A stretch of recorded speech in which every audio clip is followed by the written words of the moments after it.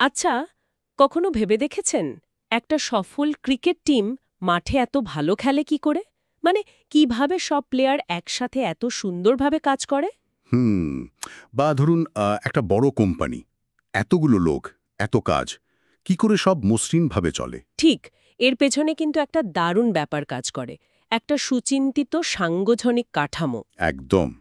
আর আজকের আলোচনায় আমরা এই কাঠামোর ভেতরের বিষয়গুলোই সহজ করে বোঝার চেষ্টা করব। বিশেষ করে যারা ভবিষ্যতে এইচআর ম্যানেজার হবেন, তাদের জন্য তো এই ধারণাগুলো জানা খুব জরুরি। আমাদের কাছে যে তথ্যসূত্রগুলো আছে, সেগুলো আমাদের সাহায্য করবে। হ্যাঁ, আমরা দেখব সংগঠন বা অর্গানাইজেশন ব্যাপারটা ঠিক কী, এর বিভিন্ন নকশা বা স্ট্রাকচার কেমন হতে পারে, ওই যে লাইন, ফাংশনাল, মেট্রিক্স এগুলো। সাথে ওই ভারী ভারী শব্দগুলো, অথরিটি, রেসপন্সিবিলিটি, ডেলিগেশন, ডিসেন্ট্রালাইজেশন, এগুলোর মানে কি, কেন দরকারি, সেগুলোও আলোচনা করব। লক্ষ্য একটাই, এই কনসেপ্টগুলো যেন শুধু বইয়ের পাতায় না থেকে কাজের জায়গায় আমরা কাজে লাগাতে পারি, একটা স্পষ্ট ধারণা তৈরি করা। দারুণ! তাহলে শুরু করা যাক। একদম গোড়া থেকে। সংগঠন বা অর্গানাইজেশন বলতে আসলে কি বোঝায়? খুব সহজ করে বললে, দেখুন, এটা একটা প্রক্রিয়া যেখানে একটা নির্দিষ্ট লক্ষ্য থাকে, আর সেই লক্ষ্যে পৌঁছানোর জন্য যত কাজ আছে সেগুলোকে আগে চেনা হয়। আচ্ছা। তারপর সেগুলোকে বিভিন্ন দলে ভাগ করা হয়। কার কি দায়িত্ব, কে কাকে আদেশ দেবে বা অথরিটি কার হাতে থাকবে, এগুলো সব ঠিক করে দেওয়া হয়। আর কর্মীদের মধ্যে একটা সম্পর্ক তৈরি করা হয়, যাতে সবাই মিলেমিশে সবচেয়ে ভালোভাবে কাজটা করতে পারে, তাই তো? একদম। অনেকটা একটা জাহাজ চালানোর মতো। ঠিক পথে চালাতে গেলে যেমন ক্যাপ্টেন, নাবিক সবার মধ্যে একটা বোঝাপড়া লাগে, হ্যাঁ, হ্যাঁ। তেমনি একটা সংস্থাকে লক্ষ্যের দিকে নিয়ে যেতে একটা ভালো সাংগঠনিক কাঠামো দরকার। এর কি কোনো মূল নীতি বা প্রিন্সিপাল আছে? অবশ্যই আছে। যেমন ধরুন, কাজের বিভাজন বা ডিভিশন অফ ওয়ার্ক, কাজটা সবার মধ্যে ভাগ করে দেওয়া। তাতে একেকজন একেকটা কাজে দক্ষ হয়ে ওঠে? একাধিক বসলে কনফিউশন তৈরি হয়। আচ্ছা, এটা জরুরি। আরেকটা হলো নির্দেশের ঐক্য বা ইউনিটি অফ ডিরেকশন, মানে একই লক্ষ্যের দিকে যাওয়া সমস্ত কাজের জন্য একজনই মাথা থাকবেন আর একটাই প্ল্যান থাকবে। বেশ। তাহলে একটা সংগঠনকে ঠিক পথে এগিয়ে নিয়ে যেতে এই মূল নীতিগুলোই হলো আসল ভিত্তি, তাই না? একদম তাই। এবার একটু সংগঠনের প্রকারভেদ বা বিভিন্ন ধরনের স্ট্রাকচারের কথায় আসি। সবচেয়ে সহজ কোনটা? সবচেয়ে সরল হলো লাইন অর্গানাইজেশন বা রৈখিক সংগঠন, অনেকটা মিলিটারির মতো স্ট্রাকচার। মানে ওপর থেকে নিচে সোজাসুজি আদেশ নামে। হ্যাঁ, অথরিটি একদম সরল রেখায় নামে। ছোটখাটো সংস্থার জন্য এটা বেশ কাজের, কারণ সিদ্ধান্ত খুব তাড়াতাড়ি নেওয়া যায়। কিন্তু এর অসুবিধাও তো আছে। আছে, এখানে বিশেষ জ্ঞান বা স্পেশালাইজেশনের সুযোগ কম, সব সিদ্ধান্ত ওই লাইন ম্যানেজাররাই নেন। আচ্ছা, তাহলে স্পেশালাইজেশনের জন্য অন্য কোনো কাঠামো আছে? হ্যাঁ, তার জন্যই ফাংশনাল অর্গানাইজেশন বা কার্যকারাত্মক সংগঠন। এখানে কাজের প্রকৃতি অনুযায়ী বিভাগ তৈরি করা হয়। যেমন? যেমন ধরুন, production department, marketing department, finance department ইত্যাদি। এতে কর্মীরা এক একটা বিষয়ে বিশেষজ্ঞ হয়ে ওঠেন। এটা তো ভালো দিক, কিন্তু এর সমস্যা কি? সমস্যা হলো বিভিন্ন ডিপার্টমেন্টের মধ্যে একটা সমন্বয়ের অভাব হতে পারে। মার্কেটিং হয়তো কিছু একটা চাইছে, প্রোডাকশন সেটা দিতে পারছে না, একটা গোলমাল হতে পারে। আবার সিদ্ধান্ত নিতেও দেরি হতে পারে। আচ্ছা, আর লাইন এবং স্টাফ অর্গানাইজেশনটা কি? ওটা হলো লাইন আর ফাংশনালের একটা মিশ্রণ। মূল কাজটা লাইন ম্যানেজাররাই করেন, কিন্তু তাদের পরামর্শ দেওয়ার জন্য কিছু বিশেষজ্ঞ স্টাফ থাকেন। যেমন ধরুন, লিগ্যাল অ্যাডভাইজার বা টেকনিক্যাল এক্সপার্ট। ও, বুঝেছি। স্টাফ শুধু পরামর্শ দেন, আদেশ দেন না। ঠিক। তাহলে কাজের ধরন আর সংস্থার প্রয়োজন অনুযায়ী এই বিভিন্ন কাঠামোর সুবিধা অসুবিধাগুলো বিচার করে বাঁচতে হয়, তাই তো? একদম। আচ্ছা, আর এখনকার দিনে তো ম্যাট্রিক্স কাঠামোর কথা খুব শোনা যায়। ওটা কিরকম? হ্যাঁ, ম্যাট্রিক্সটা আরেকটু জটিল। এখানে একজন কর্মী একই সাথে দুটো বসের অধীনে কাজ করেন। দুটো বস? কিরকম? ধরুন, একজন সফটওয়্যার ইঞ্জিনিয়ার, তিনি তার ইঞ্জিনিয়ারিং ডিপার্টমেন্টের ম্যানেজারের অধীনে তো আছেনই। হুম। আবার একই সাথে তিনি হয়তো একটা নির্দিষ্ট প্রজেক্টে কাজ করছেন, সেই প্রজেক্টের ম্যানেজারের অধীনেও তাকে কাজ করতে হচ্ছে।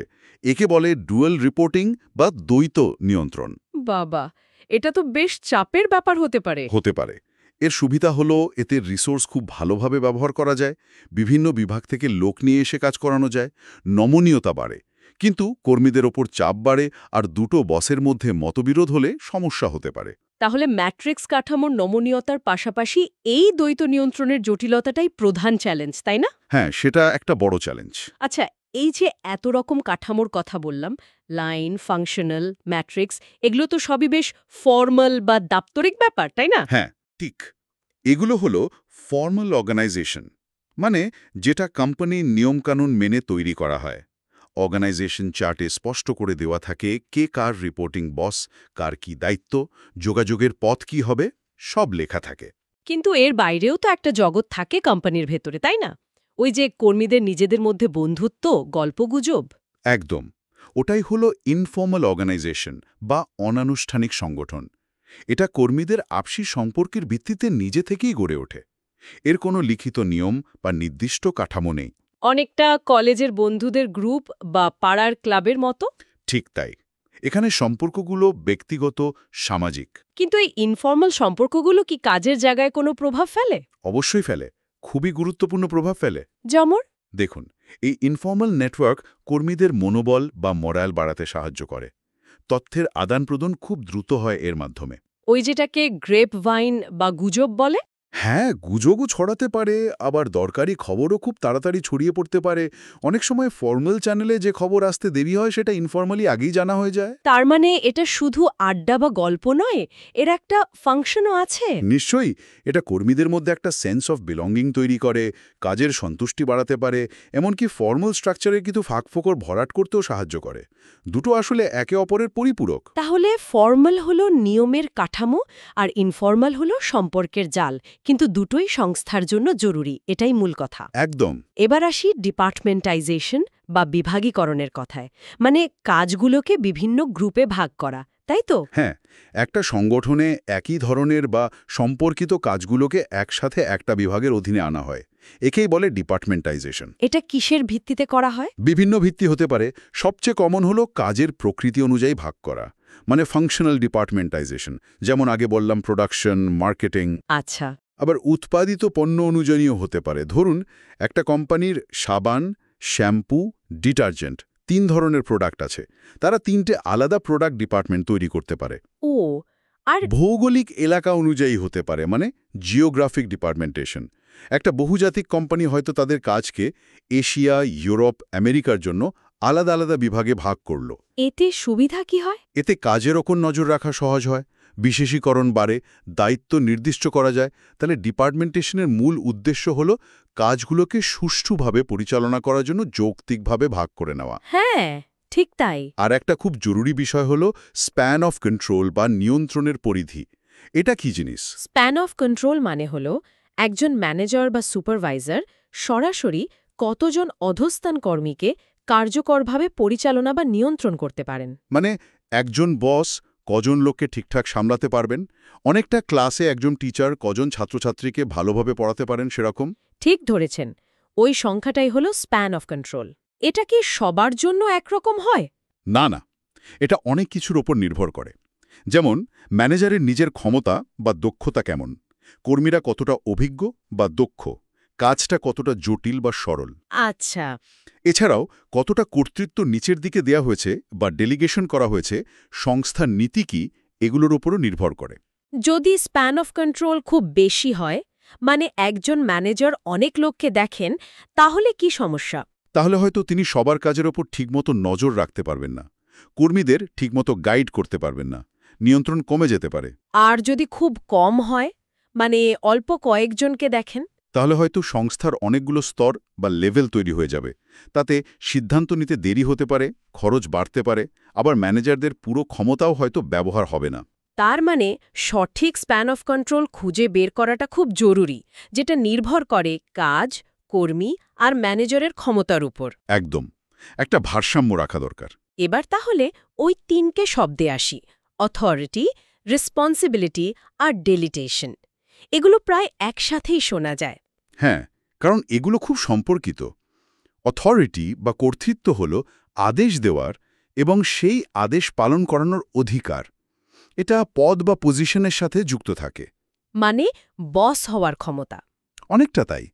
আর রেসপন্সিবিলিটি বা দায়িত্ব হল যে কাজটা কাউকে দেওয়া হয়েছে সেটা সঠিকভাবে সম্পন্ন করার বাধ্যবাধকতা, মানে কাজটা করার অব্লিগেশন।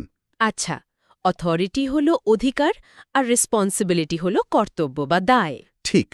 আর ডেলিগেশন বা ক্ষমতা অর্পণ হল যখন একজন ঊর্ধ্বতন কর্মকর্তা বা ম্যানেজার তার নিজের কিছু কাজ এবং সেই কাজটা করার জন্য প্রয়োজনীয় অথরিটি তার কোনো অধস্থন কর্মীকে দেন।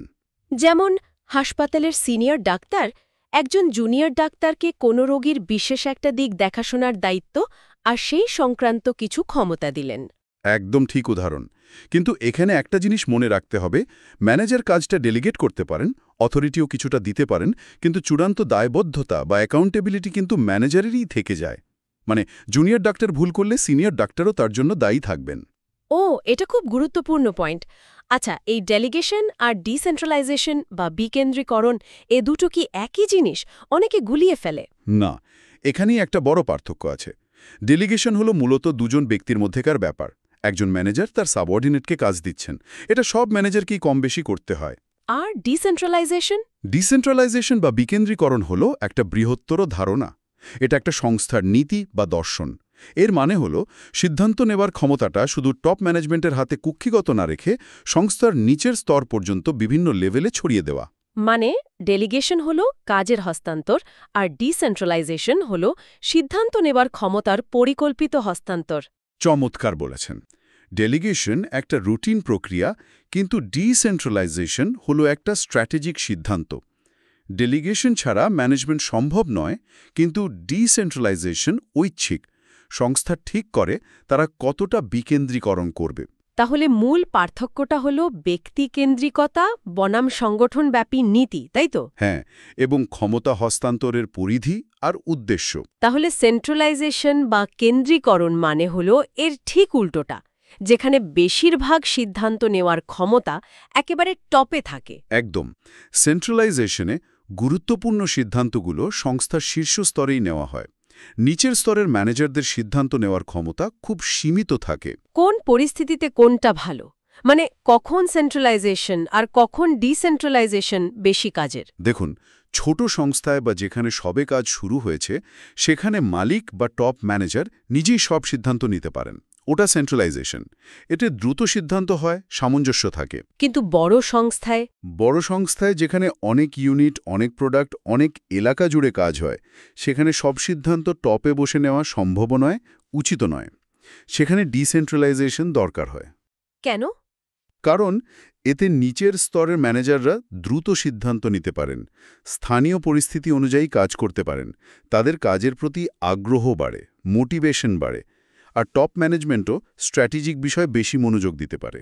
তার মানে সংস্থার আকার, কাজের জটিলতা, পরিবেশের স্থিরতা আর ম্যানেজমেন্টের দর্শনের ওপর নির্ভর করে সেন্ট্রালাইজেশন বা ডিসেন্ট্রালাইজেশন কতটা হবে, তাই তো?